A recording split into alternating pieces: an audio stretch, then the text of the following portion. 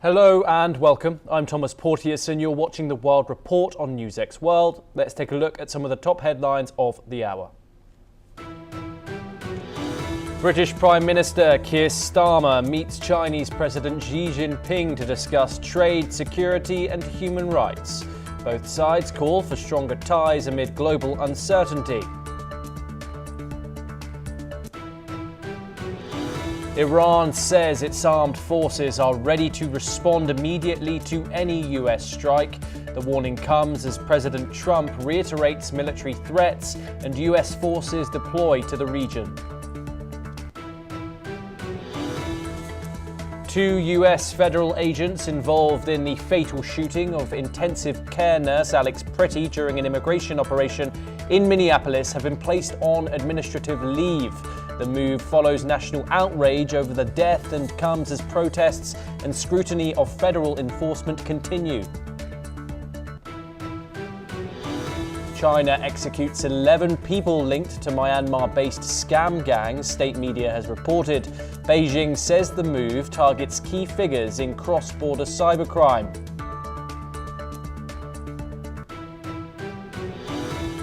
A plane crash in northeast Colombia kills all 15 on board, including a local lawmaker. The aircraft loses contact minutes after departing Cucuta for a short flight to Wakana. Russian drone attacks in southern Ukraine kill 3 people, the regional officials have stated. The strikes hit overnight as the war in Europe's east continues. United States Fed Chair Jerome Powell calls a Supreme Court case over Trump's effort to fire a Fed governor a historic threat. Meanwhile, Powell says he believes the central bank will indeed remain independent.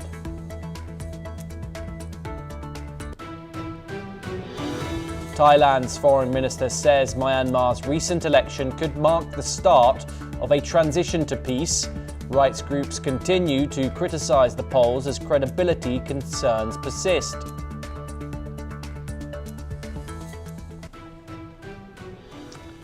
We start this hour in Europe in a United States-related development, and hundreds of demonstrators gathered in front of France's foreign ministry in Paris to protest actions by US immigration and customs enforcement. The crowd voiced anger at ICE's operations in Minneapolis, where 2 US citizens were killed in recent weeks during federal immigration enforcement actions. Protesters held signs reading "Free Minneapolis, ICE out," and "Hands off our neighbors," denouncing what they see as excessive force and a broader crackdown.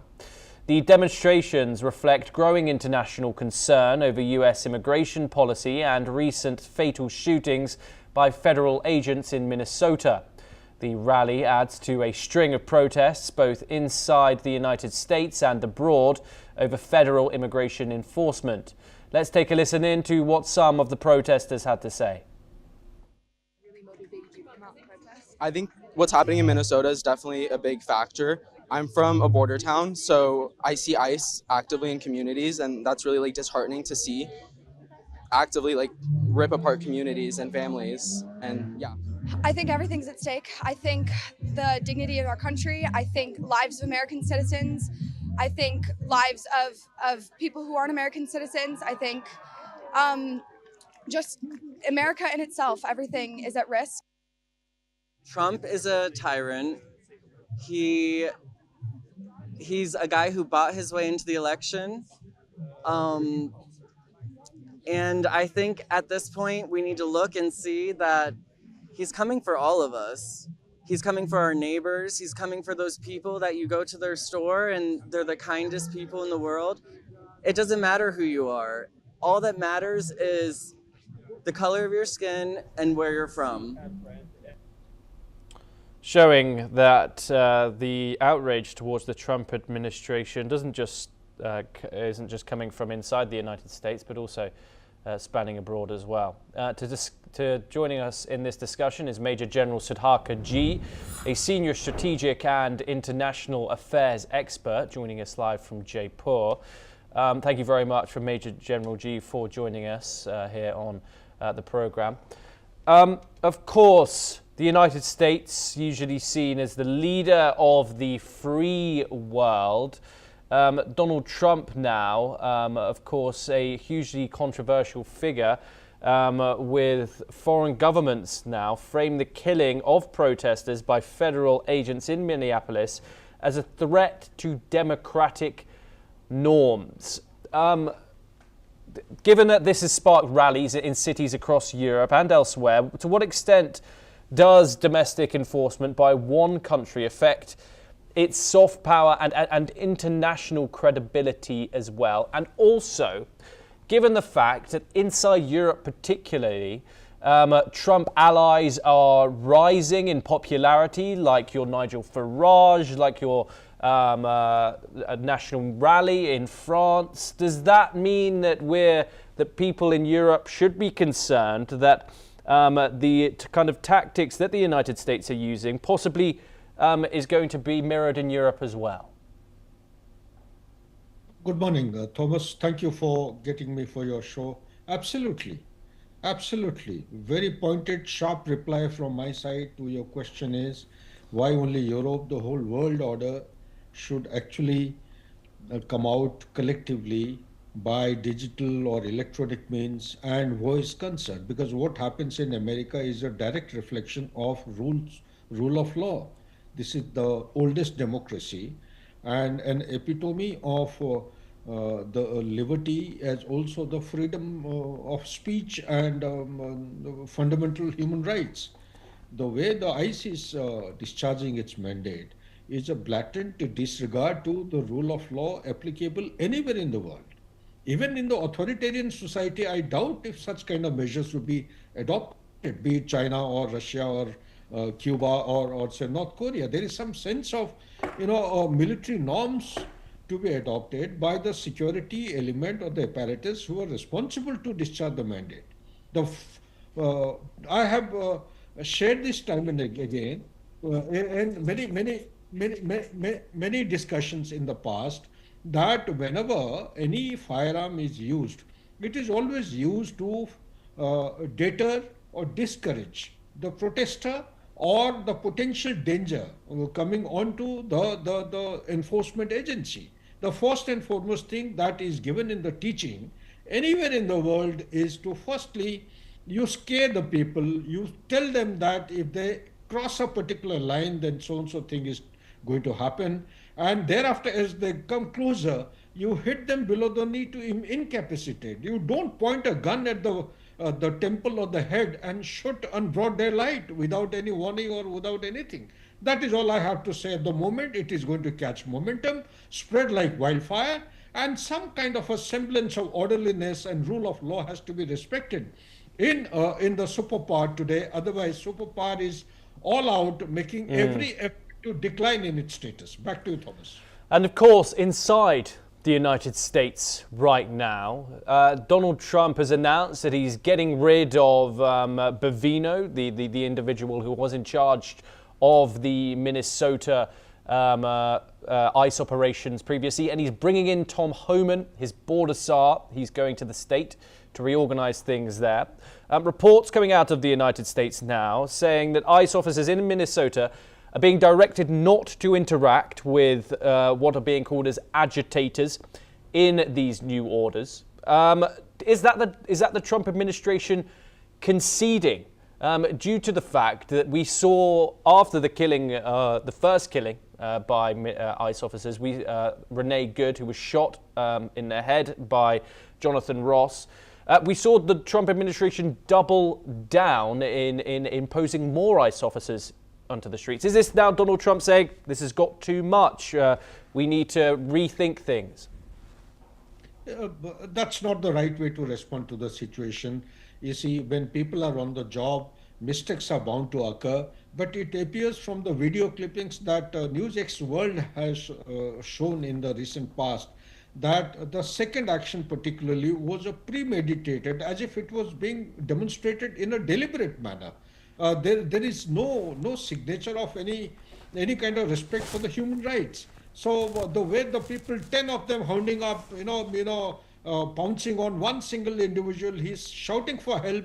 These are very, I would say, pitiable situations taking place in the heart of USA. Now, as regards the change of the leader or the apex leadership in the organization of ICE. You see, rather than doing this, by doing this, he's actually inviting a spiral of negative events and activities. He's getting into a kind of a isolation mode, which is very dangerous for him, for his health, for decision making. And by actually removing the erstwhile person who was looking after and getting a new man, it reflects only one thing: he's getting somebody who's non-controversial, who's going to work in favor of Donald Trump and trying to find a way forward which is going to prevent, may or may not actually prevent the recurrence of such events, but definitely is going to protect Donald Trump and his regime. So under these circumstances, it is further going to actually add fuel to the fire as per my take is concerned. Therefore, he would do well by letting the investigative agencies, giving them a free hand, let them investigate. If the ICE enforcement agencies are at fault, they must be held responsible and accountable. You cannot actually, at a free this thing for all, allow the security apparatus to shoot at will and get away scot-free without any accountability. That is all I have to say and offer my comment on. Major General G, stay with us as we move on to another United States-related development. And the US Federal Reserve has decided to hold interest rates steady, citing solid economic growth despite elevated inflation. Fed Chair Jerome Powell expressed confidence that the central bank will maintain its independence from political pressure, emphasizing that losing it would harm the institution's credibility. Powell's remarks come amid increasing pressure from President Donald Trump, who has pushed for rate cuts. Let's listen in. I don't believe we will. I certainly hope we won't. But it's very important, and the reason it's important is that it's enabled central banks generally not to be perfect, but to serve the public well. Federal Reserve Chair Jerome Powell also addressed questions about his attendance at a Supreme Court hearing regarding President Trump's efforts to oust a Fed governor. Powell emphasized the case's significance, calling it possibly the most important legal case in the Fed's 113-year history. He also stated that he found it difficult to explain why he wouldn't attend, highlighting the importance of the matter. Let's listen in. I don't believe we will. I certainly hope we won't. But it's very important, and the reason it's important is that it's enabled central banks generally not to be perfect, but to serve the public well. The Fed's decision, made at its first policy meeting of the year, signals a cautious approach in response to economic environments, despite ongoing political challenges, including a legal battle over Powell's position and attempts to oust a Fed governor. However, the decision to keep rates steady follows a divided opinion within the Fed over whether to cut rates further. Let's listen in once again. The U.S. economy expanded at a solid pace last year and is coming into 2026 on a firm footing. While job gains have remained low, the unemployment rate has shown some signs of stabilization, and inflation remains somewhat elevated. In support of our goals, today the Federal Open Market Committee decided to leave our policy rate unchanged. Major General G joins us once again to discuss this. A question, of course, of politics and independence. Powell, of course, has faced pressure from the Trump administration and mainly Trump himself, of course, to cut interest rates. But Powell has stood firm, and he said the Fed will not bend to political pressure, warning that credibility is everything for the central bank. Once the Fed has to defend its independence, does that itself signal vulnerability? Absolutely. But more than the vulnerability is the relevance of the Constitution of America. The Constitution empowers the chairman or the chairperson of the Fed Reserve as an independent authority. Although he is nominated, he is appointed by president, there is no denying the fact, and the Senate goes to actually ratify or approve him. So his appointment continues to remain tenable. As an independent watcher, I don't think the judiciary or the Supreme Court has any say on the issue. And whenever the Fed Reserve chairman gives a decision, it is not he as a single individual. He is also given some feedback by a board of people. Board of people, the council, who go into all the parameters of economics and decide as to what is good and what is bad. And as a layman, my limited understanding on the economics, if the despite the inflation, if the economics is showing signs of recovery, if it is showing signs of stabilization, I don't see any reason as to why the rate should be cut. It has become an ego issue, and therefore I think the chairperson is doing right by standing up to all the challenges he is facing, and wish him all the very best and hope for some kind of sanity prevailing in the minds of the decision maker of USA. Back to you, Thomas. Of course, Powell's tenure ends in May.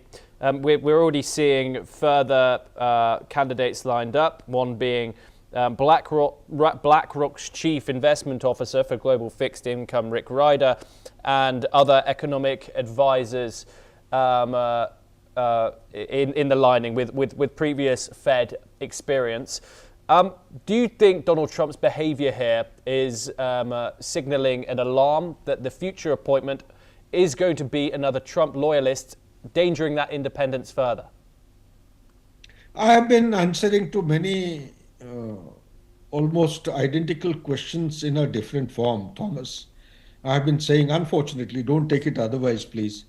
America is facing a political civil war. When I say this, it's a very powerful, very deep meaning statement.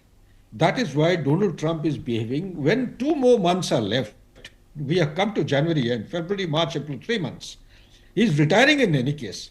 You are trying to bulldoze your way through. There is no sense. There is no logic. It is merely to push his ego ahead and prove that he is the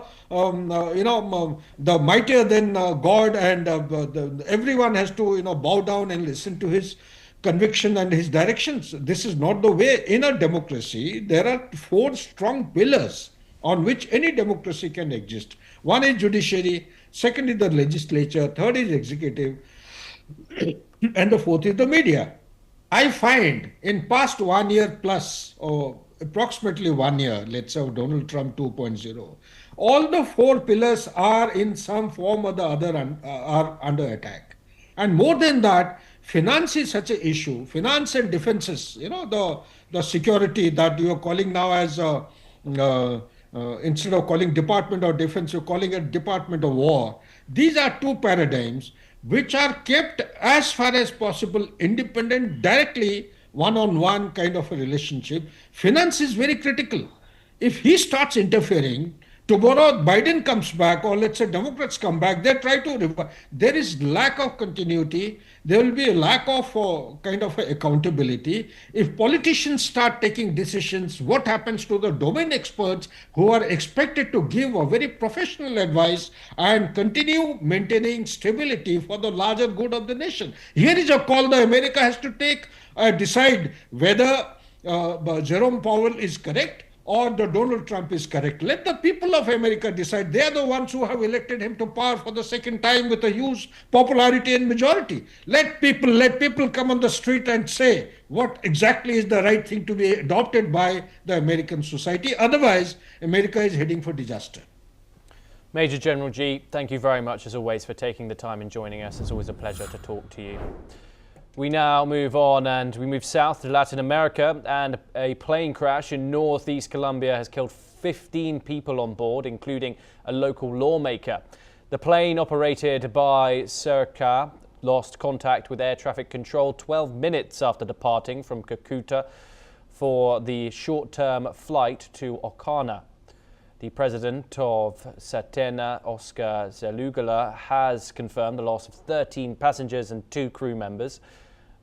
The witnesses have described the scene after a twin-propeller aircraft carrying 15 people, including a Colombian lawmaker and a candidate in the upcoming elections, crashed in a mountainous region near the Venezuelan border. Let's listen into what some of the witnesses had to say. De la playa de Belén. Con el equipo de trabajo y con los campesinos del sector, logramos llegar al lugar después de 1 hora de carro y 45 minutos subiendo montaña a pie. Cuando llegamos al lugar del siniestro, vemos todos los cuerpos totalmente destrozados. Lugar, fui uno de los primeros en llegar allá. La verdad, todo fue un caos total. Esos fuselajes por todos lados, partes de avión, personas por todos lados, partes. O sea, la verdad, horrible. Es algo muy feo para ver. La verdad, es demasiado tenaz lo que se presenció allá. Todos los cuerpos, unos adentro, otros en ramas, otros en el suelo. O sea, totalmente, la verdad, totalmente un siniestro horrible, la verdad. We move on now, and the Chinese President Xi Jinping has told British Prime Minister Keir Starmer that Beijing is ready to develop a long-term and comprehensive strategic partnership with Britain. The comments came during talks at the Great Hall of the People on the most important day of Starmer's 4th-day visit to China, the first by a British Prime Minister in 8 years. Starmer said he wanted to build a more sophisticated relationship with China to boost both economic growth and security, calling China a vital player on the global stage. The two leaders held an extended meeting before lunching together, with Starmer also due to meet Premier Li Qiang. The visit signals a potential reset after years of strained ties as Western nations step up engagement with China amid uncertainty over US policy. Joining us now is Andrew K.P. Liang, a China strategist, joining us live from Hong Kong. Thank you very much for joining us, Andrew. It's always a pleasure to talk to you. And this, of course, is the first visit by a British Prime Minister to China in 8 years, after a period marked by disputes over Hong Kong, Xinjiang and technology security. Is this visit best understood as a genuine strategic reset or a pragmatic thaw driven by economic reality? Well, this visit must not be seen in isolation, just in terms of bilateral relations between the UK and China, but in the context of the global geopolitical landscape, because you can see that the Prime Minister of Canada is also recalibrating relationship with China, and then a host of European Union leaders are making a beeline to Beijing, but also not just to China. For example, Canada is now developing relationships with the Global South, with other continents, and the European Union just signed the mother of all free trade agreement with India. So you can see that the traditional American allies, they are all recalibrating relationship because the reliance on the United States has proven to be much less reliable and unpredictable, apart from the fact that President Trump is imposing huge tariffs, targeting as allies, even traditional allies, and even the long-established transatlantic relationship between the United States and Europe, including, of course, including the United Kingdom, has now been broken. So this visit of Starmer is a reaction to this broken global landscape of international relations with the United States. And of course, the UK is not embracing China entirely. There are, of course, deep-seated ideological and other differences. But I think that Starmer stressed the importance of controlling differences, but yet developing relationships on specific projects, on trade, on investment, green energy, climate change, and so on. Andrew, and of course, as you said, this can't be seen in isolation. Due to the frequent visits that we've seen from Western allies in recent months, you've got the likes of France, you've got, of course, Canada, Ireland, and you've got Germany next month visiting China.